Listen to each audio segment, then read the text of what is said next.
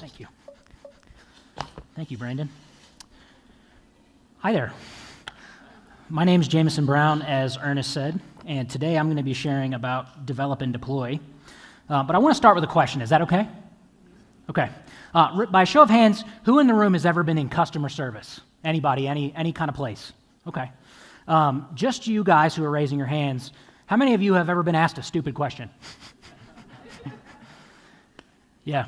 I want to tell you a quick story about a stupid question that I got asked. I used to work for a place called Circuit City. If you know what that is, you're way too old. I was in the computer department in Circuit City, and basically what that meant is I'm the computer expert, and so people would come to me when they had a computer problem. And I remember one specific November, this lady called and was very angry because we sold her a piece of junk that didn't work. And as you do in customer service, we kind of had to talk her down off the ledge so that we could get to what the problem was. And what she told me made my jaw drop. She said, the cup holder on my computer broke off. And I had to think about what the heck does that mean? What she had done is she pushed the eject button on her CD-ROM drive. It came out, she put a big gulp on it, and it broke off. Oh my gosh.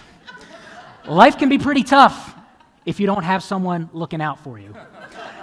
She probably wished that she had called me first. Well, the difficulty I think I find in life is that we as people, oftentimes, we're taught by society that we don't need anyone else. In fact, we're like, man, I got to prove that I don't need anyone else, that kind of thing.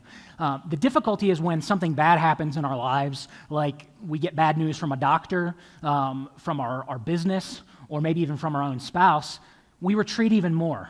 We go further back into the cave. You know, sometimes we think things like, they're not going to understand how I'm feeling. No one's going to get this. I'm too much of a burden. I can't share all of that. But ultimately, we're not designed to live that way. In fact, I think that we need each other in order to become the people that we're meant to be. Proverbs 27:7 says this, as iron sharpens iron, one man sharpens another. I think there's a lot of cool stuff in that verse. As an extrovert, my initial thoughts were, without people, we're dull. That's not what that means. What I think this scripture is saying is the key to life as it's meant to be lived is discipleship. Discipleship is critical. We need each other. Now, I don't mean discipleship as you probably are thinking of it. That kind of has a negative connotation in our culture. When we think discipleship, we think things like it's rigid, it's inflexible, it's a bunch of do's, a bunch of don'ts. Oh, I have to commit the next 9 months of my life to this thing. I don't mean that when I say discipleship. When I talk about discipleship, what I think discipleship truly is simply the sharing of wisdom, knowledge, and experience from one to another. In fact, I think it also offers us an opportunity to get interpretation, to help us understand our place in the story and what's happening around us. It offers truth, it offers understanding, it offers healing, it offers purpose. That is, if we're doing it the right way.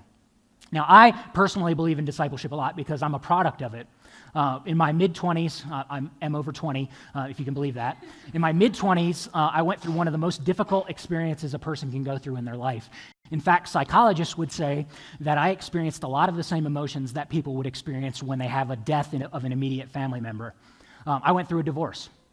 During that time, it was one of the hardest things I've ever had to deal with. I couldn't eat, I couldn't sleep, couldn't really work, couldn't think. But fortunately, during that time, I worked under a guy named Paul Sparrow, who gave me a lot of grace through that season.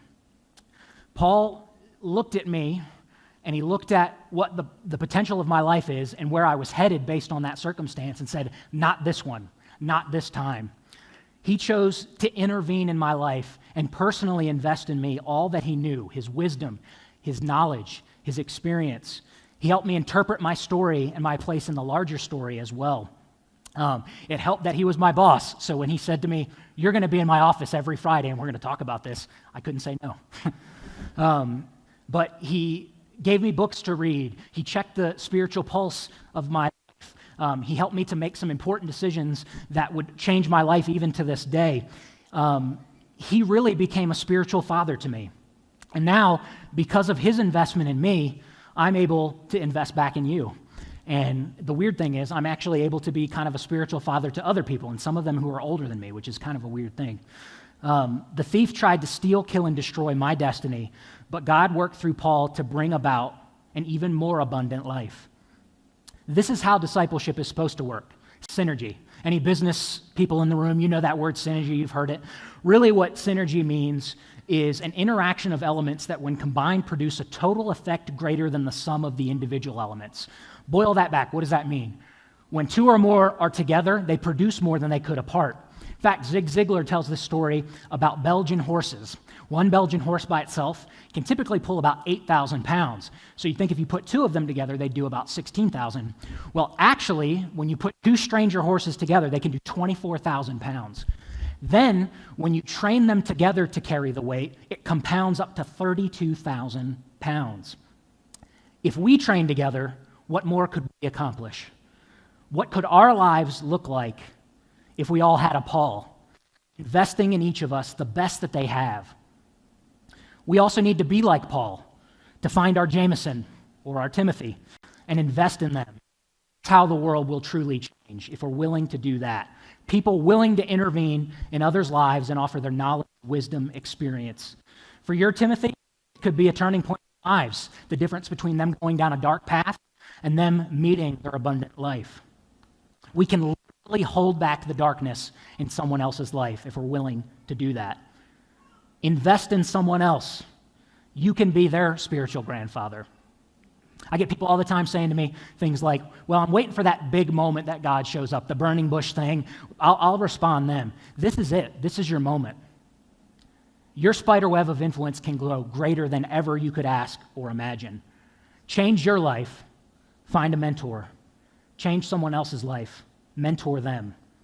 Develop and deploy was never more true for me than when Paul Sparrow decided to disciple me.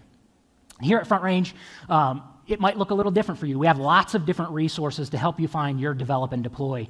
At the Next Steps place, you'll find these guys. They have things like community groups. I'm a firm believer that the greatest spiritual warfare you'll ever face in your life is an hour before a community group. Fight through it. Go there. It will change your life. It is the meat and potatoes. We've got classes, we've got intensives. If you're a dude, we've got an awesome hike that you need to go on. All kinds of cool things. If you're unsure about resources, books to read, ask one of us who are leaders. We'd be happy to help you. Mentor, we'll help you find one. I had that guy there, Paul Sparrow. Here, I went outside of myself and decided to initiate looking for another mentor, a guy named Mark Thomas, who's in the audience. I went out and got it. You need to be willing to do that. So I'll just leave you with this last thought. Who are you looking to, and who are you looking for? Thanks.